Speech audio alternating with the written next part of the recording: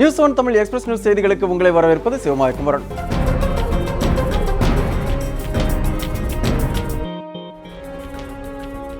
இனி எக்ஸ்பிரஸ் செய்திகளை பார்க்கலாம்.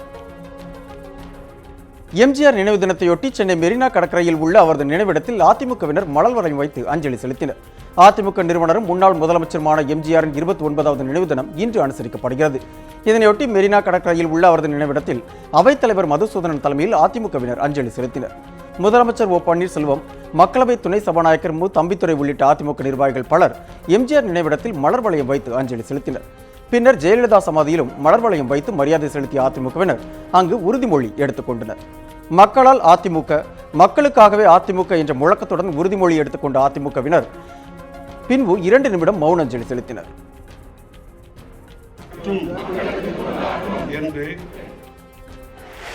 பெரியாரின் 43வது நினைவு தினத்தை முன்னிட்டு சென்னை அண்ணா சாலையில் உள்ள பெரியார் சிலைக்கு திமுக பொதுச் செயலாளர் க அன்பழகன், அக்கட்சி பொருளாளர் மு ஸ்டாலின் உள்ளிட்ட திமுக நிர்வாகிகள் மரியாதை செலுத்தினர். பெரியார் சிலை முன்பு வைக்கப்பட்டிருந்த அவரது திருவுருவ படத்திற்கு மலர் தூவி அவர்கள் மரியாதை செய்தனர். இந்த நிகழ்ச்சியில் ஏராளமான திமுக தொண்டர்களும் நிர்வாகிகளும் கலந்து கொண்டனர். தந்தை பெரியாரின் நினைவு தினத்தையொட்டி சென்னையில் உள்ள அவரது சிலைக்கு அரசியல் கட்சித் தலைவர்கள் மலர் தூவி மரியாதை செலுத்தினர். தந்தை பெரியாரின் 43வது நினைவு தினம் இன்று கடைபிடிக்கப்படுகிறது. இதனையொட்டி சென்னை அண்ணா சாலையில் உள்ள அவரது சிலைக்கு திமுக பொதுச் செயலாளர் க அன்பழகன், பொருளாளரும் எதிர்க்கட்சித் தலைவருமான மு ஸ்டாலின் உள்ளிட்டோர் மலர் தூவி மரியாதை செலுத்தினர். இதேபோல் அண்ணா சாலையில் உள்ள பெரியாரின் சிலைக்கு தமிழக முன்னாள் காங்கிரஸ் தலைவர் EVKS இளங்கோவன் மலர் தூவி மரியாதை செலுத்தினார். பின்னர் செய்தியாளர்களுக்கு பேட்டியளித்த அவர் அதிமுகவை மத்திய அரசு தன் கைக்குள் வைத்துக் கொள்ள முயல்வதாக குற்றம் சாட்டினார். மத்திய அரசை பொறுத்தவரையில் அதிமுகவை தன்னுடைய கைப்பாவையாக வைத்துக் கொள்ள வேண்டும் என்பதற்காகத்தான் பல நடவடிக்கைகள் எடுத்திருக்கின்றார்கள். ஜெயலலிதா இறந்தபோது கூட 2 நாள் வெங்கைய நாயுடு இருந்ததற்கே காரணம் அதுதான்.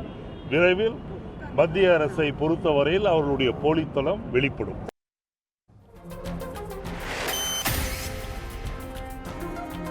கிறிஸ்துமஸ் பெருவிழா உலகம் முழுவதும் நாளை கொண்டாடப்படும் நிலையில் மக்களுக்கு தமிழக பொறுப்பு ஆளுநர் வித்யாசாகர் ராவ் உள்ளிட்டோர் வாழ்த்து தெரிவித்துள்ளனர். தீய சக்திகள் ஒழிக்கப்பட்டதை இயேசு பிறப்பு குறிப்பிட்டதாக ஆளுநர் தெரிவித்துள்ளார். அன்பு, கருணை மற்றும் அமைதியை உலகம் முழுவதும் பரப்ப கிறிஸ்துமஸ் நன்னாளில் உறுதிமொழி ஏற்போம் என ஆளுநர் வித்யாசாகர் ராவ் தனது அறிக்கையில் தெரிவித்துள்ளார். முதல்வர் ஓ பன்னீர்செல்வம் வெளியிட்டுள்ள கிறிஸ்துமஸ் வாழ்த்துச் செய்தியில், இயேசு பிரான் பிறந்த கிறிஸ்துமஸ் திருநாளில் உலகெங்கும் அன்பும் அமைதியும் நிலவட்டும், நலமும் வளமும் பெருகட்டும் என கூறியுள்ளார். கிறிஸ்தவ மக்களின் மேம்பாட்டுக்கென முன்னாள் முதல்வர் ஜெயலலிதா வகுத்த சீரிய திட்டங்களை அவர் காட்டிய வழியில் சிறப்பாக செயல்படுத்தப்படும் என ஓ பன்னீர்செல்வம் தெரிவித்துள்ளார்.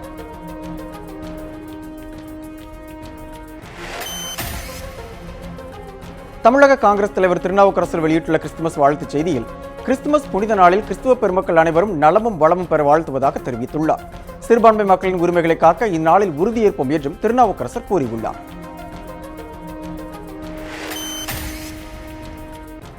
பாமக நிறுவனர் ராமதாஸ் வெளியிட்டுள்ள கிறிஸ்துமஸ் வாழ்த்துச் செய்தியில், அன்பு, கருணை மற்றும் சகிப்புத்தன்மையின் அடையாளமாக இயேசு கிறிஸ்துவின் பிறந்தநாளை கொண்டாடும் அனைவருக்கும் வாழ்த்துக்களை தெரிவித்துக் கொள்வதாக குறிப்பிட்டுள்ளார். இயேசுவின் போதனைகளை மனதில் கொண்டு மற்றவர்களின் தவறுகளை மன்னித்து நாட்டில் அமைதி நிலவவும், போட்டி பொறாமைகள் அகலவும், ஏழைகள் துயர் நீங்கவும் உழைப்போம் என உறுதியேற்போம் என்று தனது அறிக்கையில் ராமதாஸ் தெரிவித்துள்ளார். GK வாசன் வெளியிட்டுள்ள கிறிஸ்துமஸ் வாழ்த்துச் செய்தியில், கிறிஸ்தவ மக்கள் வாழ்வில் கடந்த கால இன்னல்கள் நீங்கி இனிவரும் காலங்களில் இன்பங்கள் நிறைந்து வாழ்வு சிறக்க வேண்டும் என்பது தமாகவின் எதிர்பார்ப்பு என கூறியுள்ளார். கிறிஸ்தவ மக்கள் அனைவருக்கும் தனது மனமார்ந்த கிறிஸ்துமஸ் வாழ்த்துக்களை தெரிவித்துக் கொள்வதாகவும் வாசன் தெரிவித்துள்ளார்.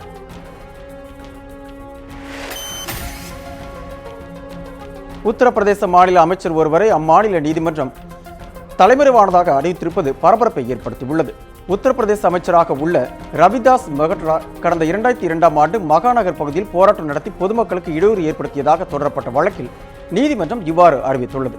அமைச்சர் ரவிதாஸ்க்கு எதிராக பிடிவாரண்ட் பிறப்பித்துள்ள நீதிமன்றம் வழக்கு விசாரணையை ஜனவரி 29ஆம் தேதிக்கு ஒத்திவைத்துள்ளது. பாஸ்போர்ட் பெறுவதற்கான விதிமுறைகளை தளர்த்தி மத்திய வெளியுறவுத்துறை அமைச்சகம் புதிய அறிவிப்பை வெளியிட்டுள்ளது. இதன்படி பாஸ்போர்ட் பெறுவதற்கு பிறப்பு சான்றிதழ் கட்டாயம் என்ற விதிமுறை தளர்த்தப்பட்டுள்ளது. பிறப்பு சான்றிதழுக்கு பதிலாக பிறந்த தேதியுடன் கூடிய பான் கார்டு, கடைசியாக படித்த கல்வி நிலையத்தின் மாற்று சான்றிதழ், வாக்காளர் அடையாள அட்டை, ஆதார் கார்டு, ஓட்டுநர் உரிமம் ஆகியவற்றை பிறப்பு சான்றிதழுக்கு ஆதாரமாக வழங்கலாம். திருமணமானவர்கள் திருமண சான்றிதழ் அளிக்க வேண்டிய அவசியம் இல்லை. சான்றிதழ்களில் சான்றொப்பம் பெற தேவையில்லை. இந்த நடைமுறை விரைவில் அறிமுகமாகும் என தகவல்கள் தெரிவிக்கின்றன. நீரிழிவு, HIV போன்ற நோய்களுக்கான 50 முக்கிய மருந்துகளுக்கு அதிகபட்ச சில்லறை விற்பனை விலையை மத்திய அரசு நிர்ணயித்துள்ளது. இதனால் இவற்றின் விலை 44% வரை குறையும் என அறிவிக்கப்பட்டுள்ளது. நீரிழிவு, மன அழுத்தம், HIV தொற்று, பாக்டீரியா தொற்று போன்ற நோய்களுக்கு அளிக்கப்படும் இத்தகைய மருந்துகளின் விலையை தேசிய மருந்துகள் விலை கட்டுப்பாட்டு ஆணையம் நிர்ணயித்துள்ளது. 55 மூலக்கூறு மருந்து கலவைகளான இவை பிரிவு 1 மருத்துவ பட்டியலில் வருகின்றன. இவற்றின் அதிகபட்ச விலையை மருந்து கட்டுப்பாட்டு சட்டம் 2016 படி நிர்ணயித்துள்ளது. இதனால் 50 மருந்துகளின் விலை 5 முதல் 44% வரை குறையும் என்று தேசிய மருந்துகள் விலை கட்டுப்பாட்டு ஆணையம் அறிவித்துள்ளது. சராசரியாக 25% வரை விலை குறையும் என்றும் அறிவித்துள்ளது. உயர் மதிப்புடைய ரூபாய் நோட்டு வாபஸ் நடவடிக்கைக்கு பின்னர் நாட்டில் ஏற்பட்டுள்ள பண தட்டுப்பாடு உள்ளிட்ட பொருளாதார விவகாரங்கள் குறித்து உயர்நிலை குழுவுடன் வரும் 27ஆம் தேதி பிரதமர் நரேந்திர மோடி ஆலோசனை நடத்தவுள்ளார்.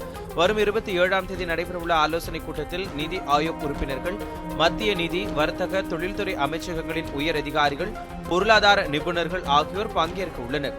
உயர் மதிப்புடைய ரூபாய் நோட்டுகள் வாபஸ் பெறப்பட்ட பிறகு நாட்டில் ஏற்பட்டுள்ள பண தட்டுப்பாடு குறித்தும் பொருளாதார விவகாரங்கள் குறித்தும் இந்த கூட்டத்தில் விவாதிக்கப்பட உள்ளது. நாடு முழுவதும் பல்வேறு இடங்களில் வருமான வரித்துறை அதிகாரிகள் நடத்தி வரும் தொடர் சோதனைகளில் பல கோடி ரூபாய் பணம், முக்கிய ஆவணங்கள் பறிமுதல் செய்யப்பட்டுள்ளன.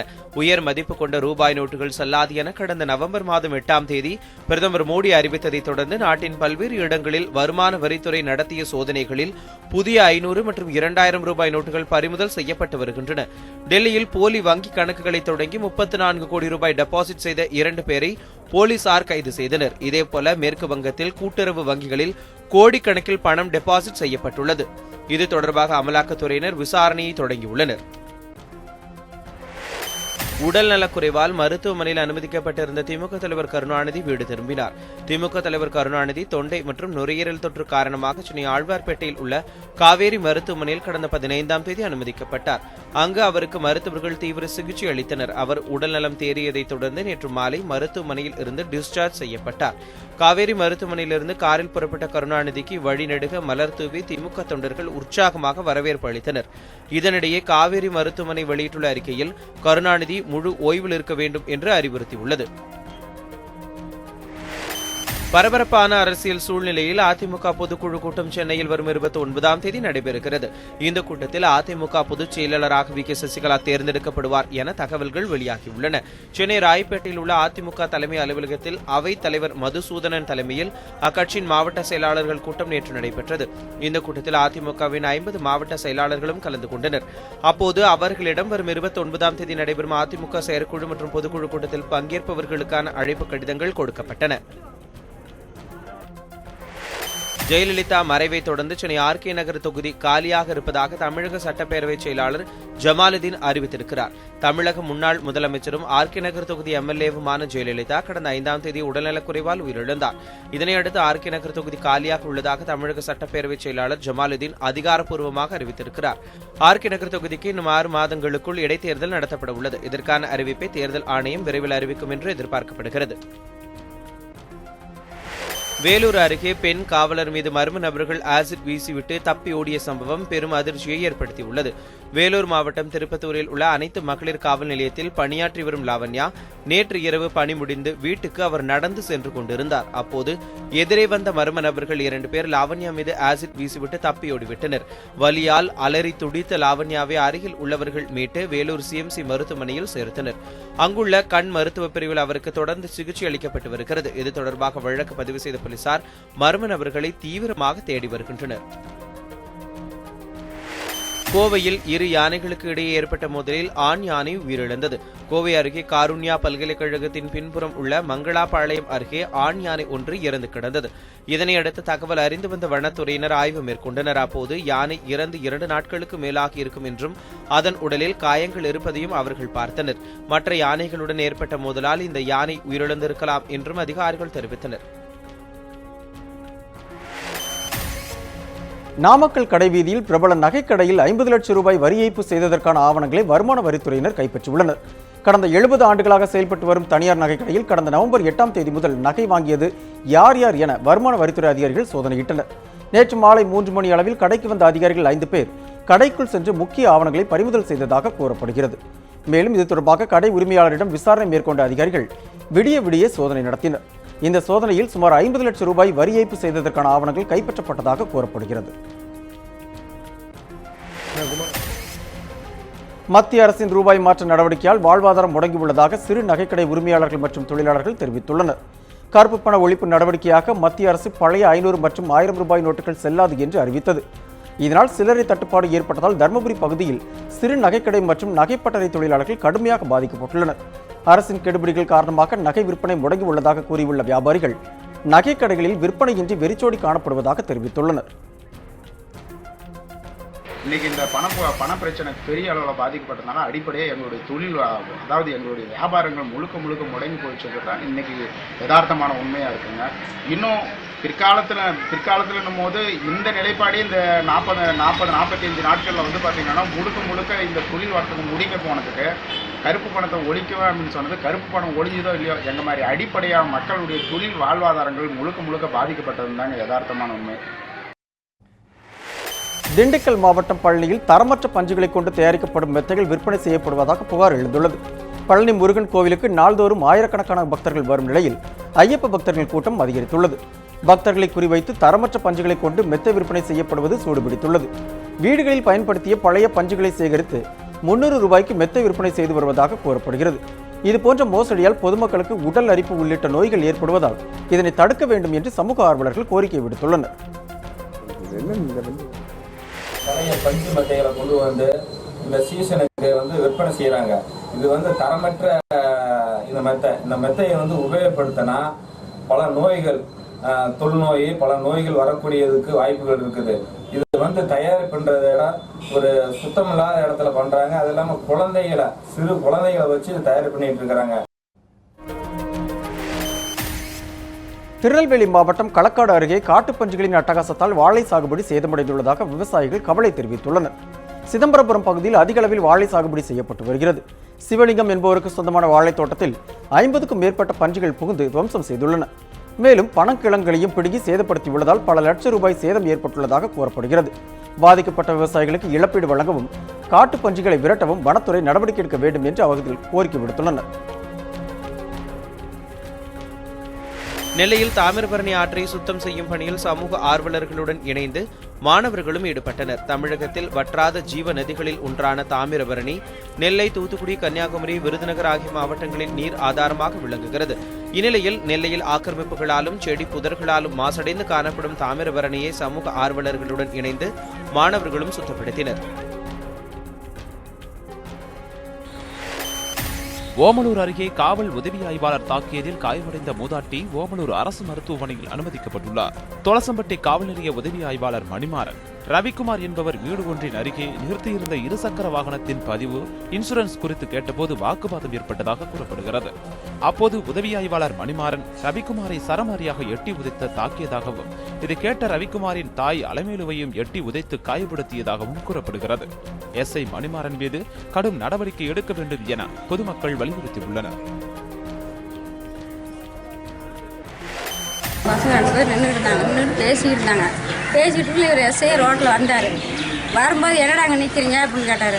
இது எங்கள் கடை தான் சார், எனக்கு வீடு தான், எங்களால் என்ன காட்டில் நின்றுட்டுருக்குறேன், என்ன சார் அப்படின்னா, வண்டி எங்கடா ரைஸும் ஏறா, அதே வேறுன்னு பேசினேன். இதான் சார் நல்லா ரைஸ் வெளியே அடித்து கொடுத்தான். கொடுத்து எங்கடா என்ன ரைஸ் இன்னொன்று கடை காணும், மேலே டீ வரலாம் அப்படின்னு கேட்டார். நான் கட்டி விட சார் அப்படின்னு கேட்கணும். வண்டி ஏற ஸ்டேஷனுக்கு எடா வண்டியா அப்படின்னு மேட்டினேன். அதான் சரி வரேன் சார் இதான் அப்படின்னு எட்டு கட்டிட்டு வரேன்னு பார்த்தோம். பிடிச்சி தள்ளினாருங்க போய் கீழே வந்த மாயா வேட்டி எடுத்து கட்டிவிட்டான்னு எடுத்து செருப்பு கல்லி பூட்டி கல்லி எட்டி வந்துக்கிறேன். எனக்கு எங்கள் பையன் அடிக்கிறீங்க பையன் என்னங்க தப்பு செஞ்சேன், சரி எனக்கு பையன் அடிக்கிறீங்க. நான் அப்படி காலை பிடிச்சி எண்ணெய் ஓட்டி தண்ணி கையை வச்சு தூக்க முடியல. ஆந்திராவில் செம்மர கடத்தலில் ஈடுபடுபவர்களை கண்டுபிடிக்க ரயில் மற்றும் பேருந்து நிலையம் உள்ளிட்ட பொது இடங்களில் 3D ஃபேஸ் டிடெக்ஷன் கேமரா பொருத்த முடிவு செய்யப்பட்டுள்ளது. சேஷாசலம் வனப்பகுதியில் செம்மரம் வெட்டப்படுவது தொடர்ந்து கொண்டே இருப்பதால் கடத்தலை தடுக்க ஆந்திர அரசு புதிய தொழில்நுட்பங்களை பயன்படுத்த முடிவு செய்துள்ளது. இது தொடர்பாக செய்தியாளர்களுக்கு பேட்டியளித்த செம்மர கடத்தல் தடுப்பு பிரிவு அதிரடிப்படை டிஎஸ்பி ஸ்ரீதர், கைரேகையின் மூலம் குற்றவாளிகளை அடையாளம் காணும் திட்டம் அறிமுகப்படுத்தப்பட்டுள்ளதாக தெரிவித்தார். சிறந்த அணை பராமரிப்புக்கான தமிழக அரசின் விருது திருவண்ணாமலை மாவட்டத்தில் உள்ள சாத்தனூர் அணைக்கு வழங்கப்பட்டுள்ளது. தமிழக அரசு ஆண்டுதோறும் சிறந்த இயக்கம் மற்றும் அணை பராமரிப்புக்காக அணைகளை தேர்வு செய்து விருது வழங்கி வருகிறது. இதற்கான தேர்வுக்குழு அமைக்கப்பட்டு ஆண்டுதோறும் சிறந்த அணை தேர்வு செய்யப்பட்டு வரும் நிலையில் 2015-2016 ஆண்டில் தலைமை பொறியாளராக பணியாற்றிய சண்முகம், கண்காணிப்பு பொறியாளராக பணியாற்றும் ஆர் செல்வராஜ் உள்ளிட்டோர் இந்த விருதை பெறுவார்கள் என அறிவிக்கப்பட்டுள்ளது. விரைவில் விருது வழங்கும் விழா நடைபெறும் எனவும் தெரிவிக்கப்பட்டுள்ளது. பொங்கலுக்கு இன்னும் 20 நாட்களே உள்ள நிலையில் சேலம் மாவட்டத்தில் மண்பானை விற்பனை அதிகரித்துள்ளது. ஓமலூர் அருகே உள்ள கஞ்சநாயக்கன்பட்டியில் 100க்கும் மேற்பட்ட குடும்பங்கள் மண்பானை தயாரிப்பில் ஈடுபட்டுள்ளனர். இவர்கள் மண் குதிரை, மண் யானை, அகல் விளக்கு உள்ளிட்ட தயாரிப்பிலும் ஈடுபட்டுள்ளனர். இங்கு தயாரிக்கப்படும் பானைகள் சேலம், ஈரோடு, திருச்சி, தருமபுரி உள்ளிட்ட பகுதி வியாபாரிகள் வாங்கி சென்று விற்பனை செய்து வருகின்றனர். இந்நிலையில் அடுத்த மாதம் வரவுள்ள பொங்கல் பண்டிகையையொட்டி பானை தயாரிப்பு மும்முரமடைந்துள்ளதாக தெரிவிக்கின்றனர். பானை 100-120 ரூபா இங்கேயும் சொல்கிறாங்க. எங்களுக்கு அங்கே 10 ரூபா 5 ரூபா கூட கிடைக்காது. வாடகை இல்லை, வாடகை அதிகமாக போகுது. ஒரு நடை வந்தால் 3,000-3,000 ரூபா கேட்குறாங்க ஒரு நடைக்கு. அதெல்லாம் ஒன்றும் கட்டுப்படி ஆகலை. கேட்குறீங்க எல்லாம் என்ன அந்த ரேட்டுன்னு கேட்குறாங்க. நாங்கள் சட்டிப்பானை விற்கிறோம். எங்கள் அப்பா செய்வாருங்க. வாங்கிட்டு போகிறவங்க விலை கம்மியாக கேட்குறாங்க. செத்தை வாங்கி முள் வாங்கி ஒன்றும் பண்ண செத்த 1000 ரூபா, முள் 1000 ரூபான்னு சொல்லி ஒன்றும் கட்டுப்படி ஆகல. ரொம்ப கஷ்டப்பட்டு இருக்கிறோங்க. ஜல்லிக்கட்டு போட்டி நடைபெற வேண்டி மதுரை அலங்காநல்லூரில் ஜல்லிக்கட்டு நடைபெறும் வாடிவாசல் முன்பாக கிராம மக்கள் வழிபாடு செய்தனர். மதுரை மாவட்டம் அலங்காநல்லூர் ஜல்லிக்கட்டு போட்டிகள் உலக அளவில் பிரசித்தி பெற்றது. ஜல்லிக்கட்டு நடத்த உச்சநீதிமன்றம் தடை விதித்ததால் கடந்த சில ஆண்டுகளாக ஜல்லிக்கட்டு போட்டி நடைபெறவில்லை. இதனால் தங்கள் பகுதியில் மழை இல்லாமல் விவசாயம் பாதித்ததாக கருதி அப்பகுதியினர் தெய்வ வழிபாடு நடத்தினர். மத்திய மாநில அரசுகள் உரிய நடவடிக்கை எடுக்க வேண்டும் என்றும் அவர்கள் கோரிக்கை விடுத்தனர். இதில் 500க்கும் மேற்பட்ட பெண்கள் கலந்து கொண்டு விளக்கு பூஜை செய்தனர். இத்துடன் எக்ஸ்பிரஸ் நியூஸ் செய்திகள் நிறைவு பெறுகிறது. அண்மை செய்திகளுக்கு தொடர்ந்து இணைந்திருங்கள் நியூஸ் 7 தமிழோடு.